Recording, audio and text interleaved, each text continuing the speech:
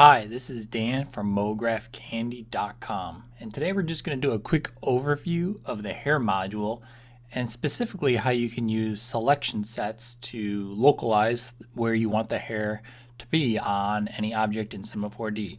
So let's get started. First thing you want to do is go into your content browser and go into Prime, Humans, and load Fred into the scene. We'll use Fred. We're going to add some hair to him. I'm going to just turn him around like this, kind of frame him up. Using these controls up here so you can see I'm panning and zooming. You can also use 1, 2, 3 on the keyboard or your mouse functions as well. Okay, perfect. Next thing we want to do, go back over here, turn off the hyperNerbs on Fred, and add a camera to the scene. Now the camera's locked to that view. With the camera turned off, now I can move around and see Fred's head. I'm going to go to Display, Grudge, Shading Line so I can see my polygons. Go into polygon mode, go to the Live Selection tool, and open up the Fred hierarchy, select the body mesh, start selecting these polygons.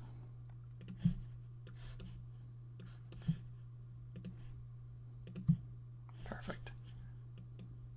Now, with those polygons selected, go up to Simulate, Hair Objects, Add Hair. And suddenly, you have hair guides in the scene. I'm going to drag this to the bottom of the hierarchy. With the hair object selected, go into Guides and change the length to 7. Go into Hairs and change the count to about 10,000, double the default. There we go, 10.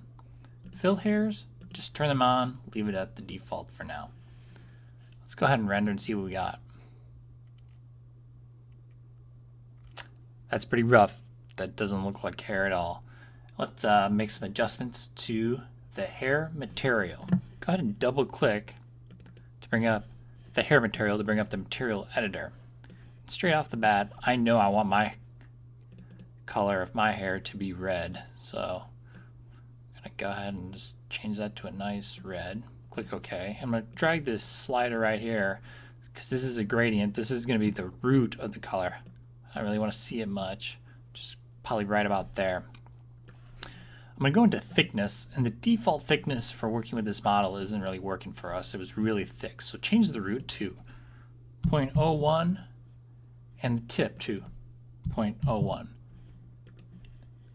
That'll make it very, very thin. The next thing you want to do is turn on frizz, kink, and curl. These options are actually what makes hair look really like hair. In frizz, go ahead and change the frizz down to 30 to get started. Kink down to 20. You don't have to be too high with these. In curl, I'm just going to do very little. Change it to like 2 degrees with 20% amount. Alright, double check the thickness here. That looks good. Alright, let's go ahead and hit render and see what happens. Okay, well that looks a lot better than our original default. But as you can see with the Cinema 4D default lighting, it's very flat. So let's go hit Command B, bring up render settings, go into your options, turn off the default light. Next, go up to your lights, add an area light. I'm going to go ahead and raise this up to just above Fred's head. I'm going to pull out of this view so I can see what I'm doing more. I'm going to hit R on the keyboard, rotate the light. I'm going to make it look like he's standing under a fluorescent. So under the Details tab, I'm just going to narrow this down to be more like a Kino flow or a fluorescent light. Let's see what we got here.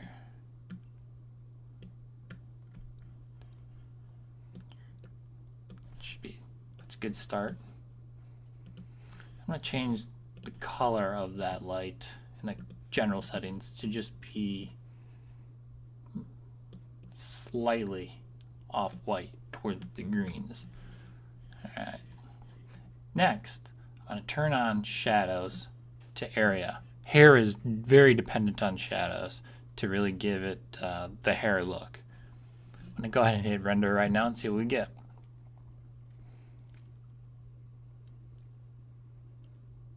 Takes a few seconds to render. It's not too bad.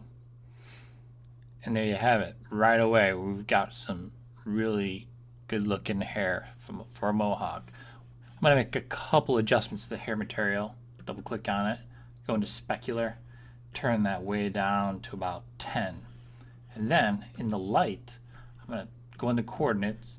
I'm going to back that light up. Let's pull out of there. See how that light, oops, undo. It's moving back and forward, back and forward. I'm going to move that back so it's more behind his head, probably about no more than 20. I'll leave it there. And then I'm going to rotate it just a hair. Let's look at this. Okay. Go back into our view, hit render. Just takes a second.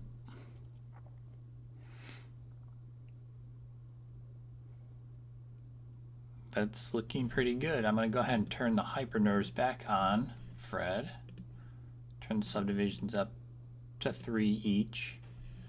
I'm going to hit B to bring up, Command B to bring up my render settings. Go to anti-aliasing, turn on best, hit render one more time.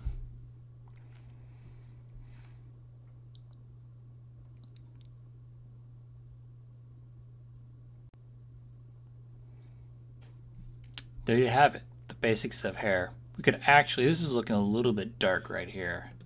What we can do is just bring that light maybe a little bit more forward, a little bit back. Let's hit render one more time, see what we get.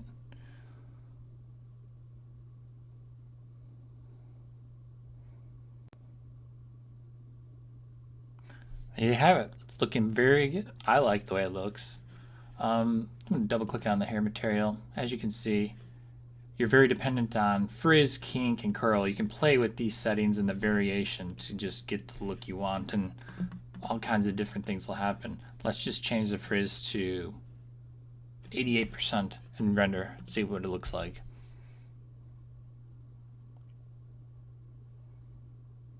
Give it a second here. And there you have it. Mohawk looks a lot more frizzy. Just one tip, if you're going to take this into Photoshop or whatever, and you keep on getting all the, you like what it looks like up here, but you don't really like the stray hairs down here, just render it out, don't fuss over it too much, and just auto heal or clone those out and do the haircut in Photoshop. Remember, try to get out of 3D as quickly as possible, make your color adjustments and other things that you're bothered with in your compositing application, whether that's Photoshop or After Effects. Well, this has been Dan from MoGraphCandy.com. Thanks for watching. See you next time.